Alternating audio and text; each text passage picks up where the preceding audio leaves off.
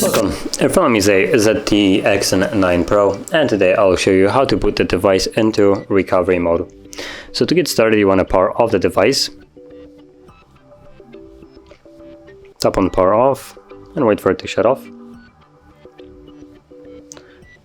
Now once the device shuts off, you then want to hold power key and volume up, both of these keys at the same time.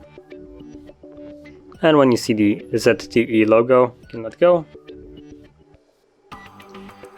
And we should now be in recovery mode as I am. So in this mode, you will use volume keys to navigate, so volume down goes down, volume up goes up, and power key confirms whatever you have selected.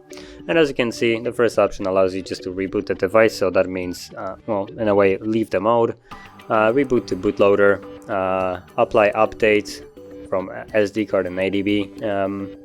Then you have wipe data factory, so just a hard reset. Wipe cache, mount a system, view some logs, run tests, and all that kind of stuff. And as the last option, you can power off the device.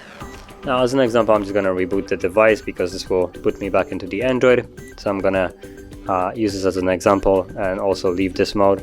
So once you have selected your option like it is right now, press power key to confirm it, and the device will now reboot, and once it's back on, it should be now in the Android system. So give it a moment.